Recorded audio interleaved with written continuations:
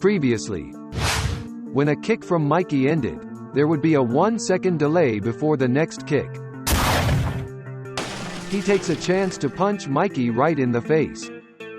Everyone was surprised seeing that, while Chifuyu cried with emotion and Toman was cheering with pride.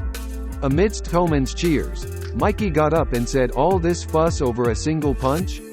He suddenly attacks Takemichi again, irritably trying to punch him but misses.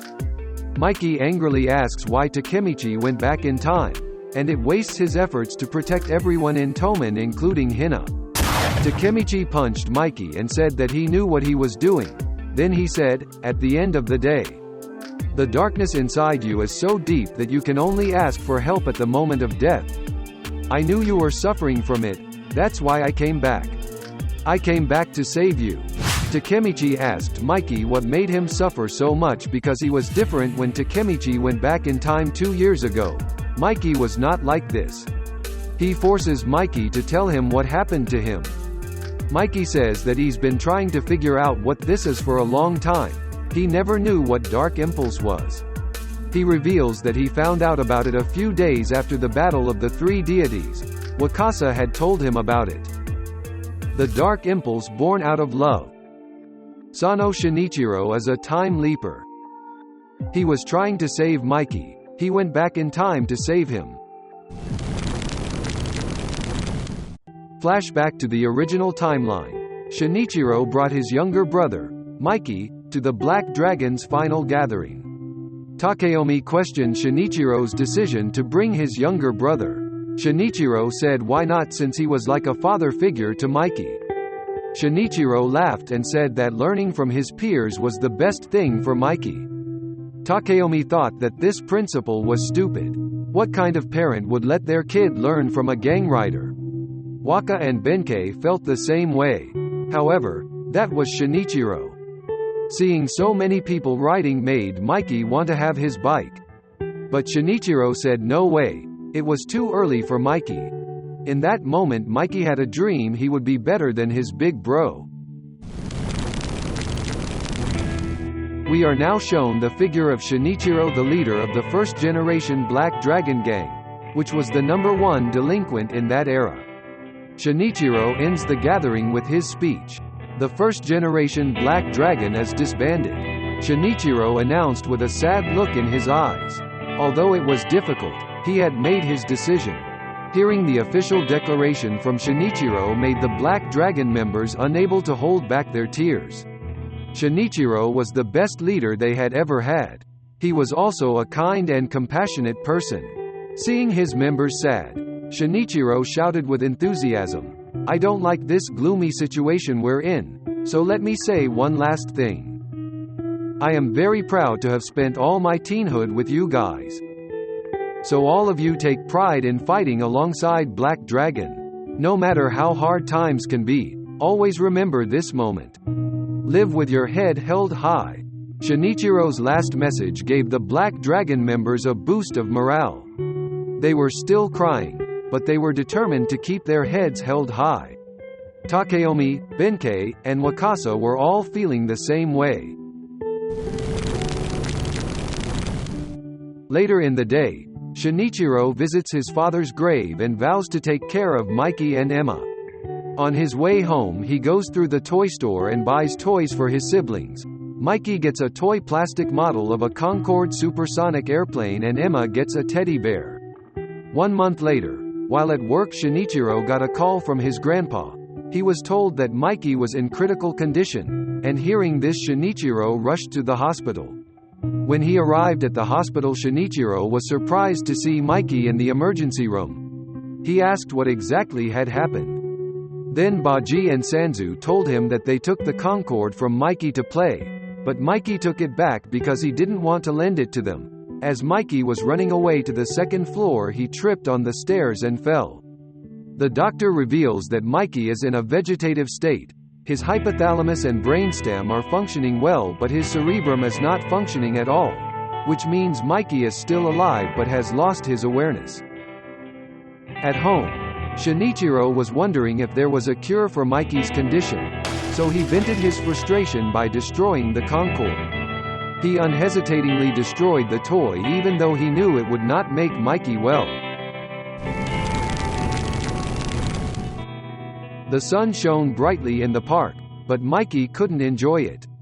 He sat in his wheelchair, staring out at the world with a blank expression on his face.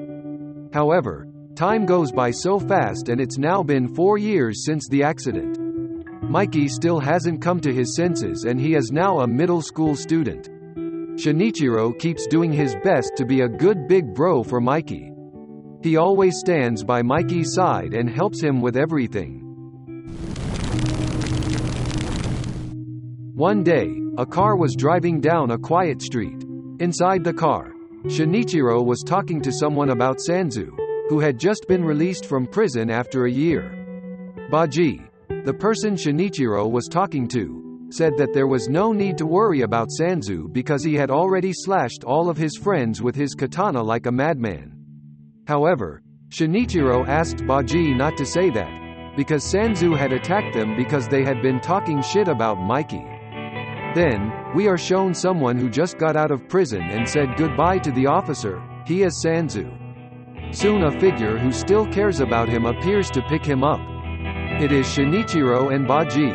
After that, Shinichiro said, "Takeomi's still saying that he's on non-speaking terms with you or something like that. So in the end I decided to come and pick you up instead." But Sanzu didn't care about that. He asked how Mikey was. Later Shinichiro drove him to meet Mikey. And now, Shinichiro came with Mikey, who was still sitting on a wheelchair. When Sanzu saw Mikey he was very shocked, because now his condition was very poor. His body was thin like an undead. Even the bones in his wrists were clearly visible. Sanzu approached Mikey and asked him if he still remembered him. He tried to hold Mikey's hand. However, as he touched it he was very surprised because Mikey's hand was like having no flesh, really a terrible condition. On the way home he said that Mikey's condition was worse than 1 year ago. With a sad feeling, he said that the man he saw earlier was not Mikey anymore. But Baji had a different perspective. He was worried about Shinichiro's condition. Shinichiro put on a tough face, but in reality, his grandpa had passed away, and Emma had run away from home. On top of that, to get qualified to be a caregiver he had to study while working at the hospital. He was sure Shinichiro didn't even have time to sleep, his life a total mess, and he thought Mikey wouldn't be around much longer. 1 month later, on July 20th, Mikey passed away. If there was anyone who went crazy because of Mikey's death, it was Shinichiro. All the feelings, emotions, disappointment, and uselessness, all together surrounded Shinichiro's mind. He chose to vent by punching the wall until it cracked. The only family he had was now dead and Shinichiro had to carry the burden alone. One day, Shinichiro talked to Wakasa about his feelings. "They're all liars. I've done whatever therapies and even paid a lot for those suspicious religious groups. In these for years, I've gotten involved in many shady businesses. So I could help Mikey with whatever he needed. Maybe I should kill them all for deceiving me." However, Wakasa as a friend says, "Honestly speaking, I'm glad that Mikey has passed. I was worried that you'd be the first to die. Join my gang Shin. With you, we'd be the top gang in the world. Right now you're just rotting away." After that, Wakasa invited Shinichiro to go out drinking until morning as a parting gift for Mikey. The scene moves to the bar. Wakasa asks the waiter to bring a girl to serve them, but the waiter apologizes and says that there is already another group occupying all the girls in the bar. Hearing that, Wakasa doesn't want to take the trouble. He asks Shinichiro to find another place. However, Shinichiro seems interested in the gang's story. They tell of beating up a homeless man in the tunnel.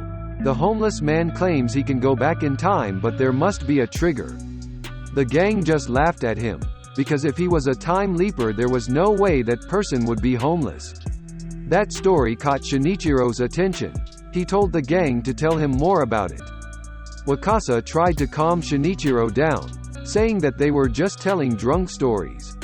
However, Shinichiro was already frustrated with everything, so he started a fight with the delinquents. Now we are shown the ferocity of the first-generation leader of the Black Dragon, Sano Shinichiro, as he slaughtered all of the delinquents by himself. With a terrifying expression on his face, Shinichiro forced the delinquents to tell him where the time leaper they had told him about was located. Together with Wakasa, Shinichiro found the homeless man in a tunnel under a bridge. Shinichiro forced him to tell him about how he could go back in time, but the man mocked him with laughter. Wakasa tries to stop Shinichiro, but Shinichiro tells him to shut up. Hearing this, Wakasa gets annoyed and chooses to go home.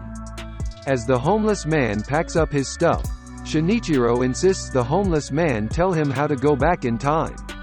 The homeless man admits that he can't lend his powers because it's hard to get it. Before walking away, he told Shinichiro that he could give him the power if only Shinichiro would kill him, which was the same action the homeless man had taken to obtain the power.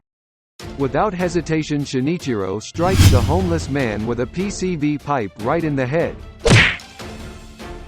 making the homeless man lie on the ground covered in blood.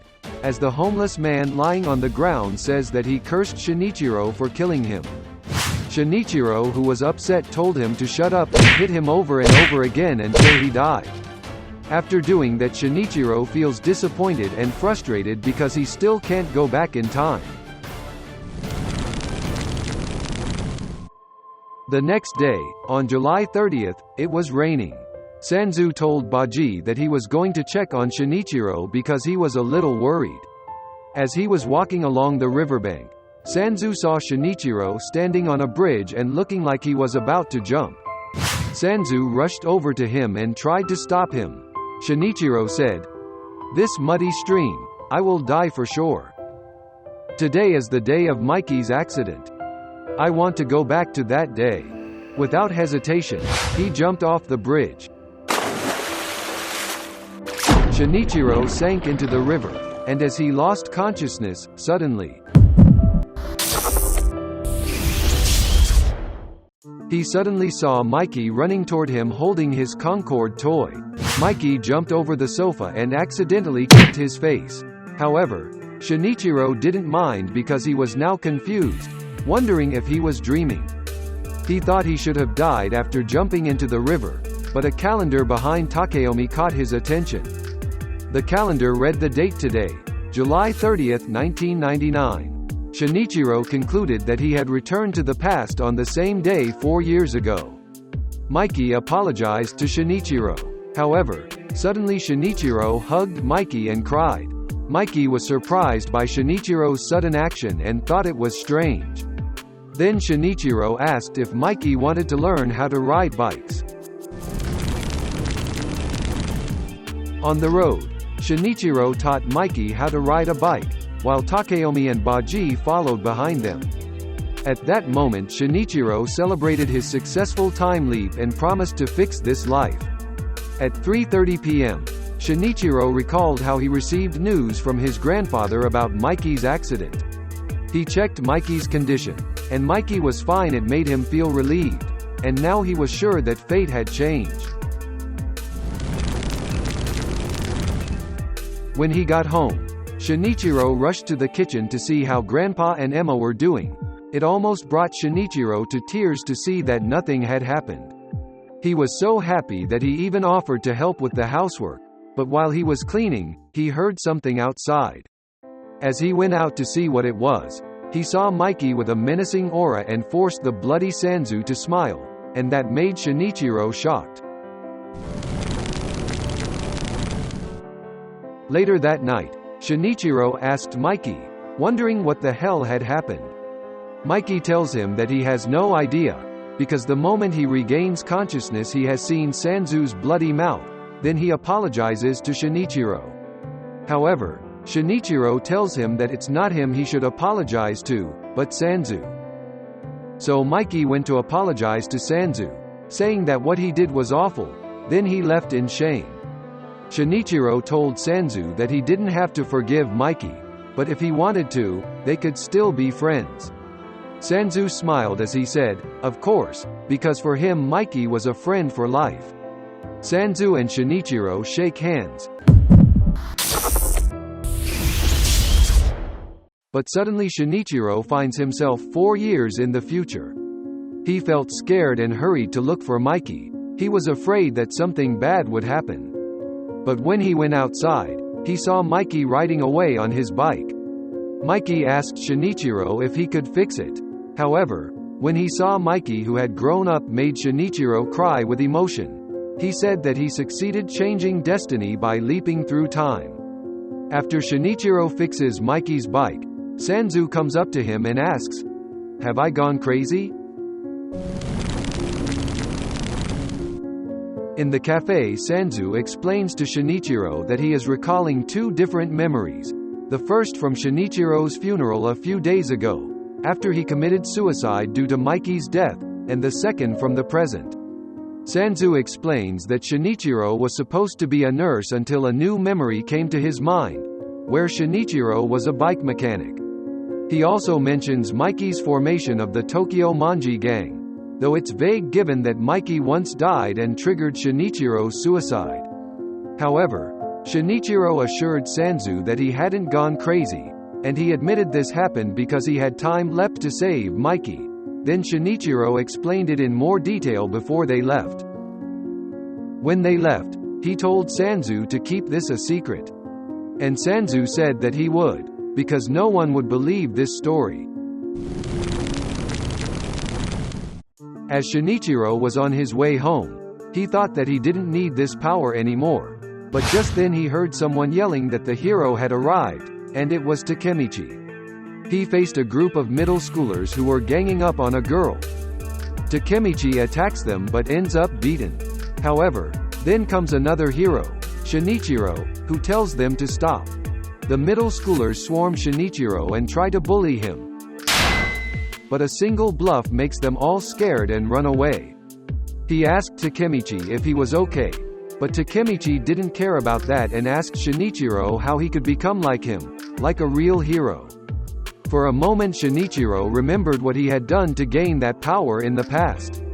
Then he walked up to Takemichi and said, "A hero? It's alright, you're definitely gonna be strong." Then he held Takemichi's hand and said, "Hey little boy, if there's somebody that you really want to protect, when all else fails, you can use this power." Then he gave his powers to Takemichi. We go back to the current timeline, which is when Takemichi was facing Mikey. Wakasa says that Shinichiro was protecting an unknown boy with the power of time. Mikey thinks it's just cause and effect. This surprises Takemichi, who thinks that they are all connected. He concludes that himself, Hina, Kisaki, and Shinichiro are connected to each other, and the day he met Shinichiro was the beginning of his story. Mikey told Takemichi that Shinichiro died a couple of days after Takemichi got the ability. Everyone who was on the battlefield was shocked to hear that. Then Mikey continued his words. "The curse Shinichiro created by killing the Time Leaper. That is what my dark impulses are. It affected everyone around him. The same was probably true for Kazutora back then. The karma that I've carried. This dark impulse, it's eating away at me. Stronger and stronger. I can't seem to control it anymore. That's why I pushed my friends away. I had no choice but to leave. I feel like I'm about to go berserk." However, Takemichi said, "You don't have to hold back anymore. The second generation Tokyo Revengers gang was formed just to save you. So please release your dark impulses with all you've got. I can see the future, so I'll be able to do something about it. So, I'm the only one who can crush your dark impulses." As Mikey let himself be completely overwhelmed by his dark impulses, he thought that he didn't have to worry anymore. He could finally give in to his dark impulses. Mikey moved to pick up Sanzu's katana on the ground and attacked Takemichi. He attacked Takemichi relentlessly while laughing to himself. Takemichi dodged every slash from Mikey and tried to counterattack Mikey, but every time he did that he got a new wound from Mikey's slash. Sanzu screamed from the side, telling Takemichi that he couldn't erase the curse. Mikey and his dark impulses are inseparable. They are one and the same. He's been following Mikey as if he were in a trance. Everyone who tries to save Mikey from those dark impulses will just end up dying. That's what this curse is. You'll die too, Takemichi. Takemichi yelled for Sanzu to shut up. However, something terrible happened. Takemichi was stabbed by Mikey's katana, but Takemichi didn't give up. He hugged Mikey, then said, "I won't lose, Manjiro. I'll carry your dark impulses on my back. You are my friend for life." Hearing the words of a friend made Mikey come to his senses, but it was too late. Takemichi had already lost a lot of blood. In a critical situation, Takemichi asked Mikey to give his hand so he could make the time leap once again. As Takemichi lost consciousness, he told Mikey that he would try again and again, until everyone could live happily. Mikey cried out in pain over Takemichi's death. A desperate embrace, and Mikey's heart returned. But his sword was drawn mercilessly, putting Takemichi's life in danger. That's it for this episode. Thank you for watching. Peace.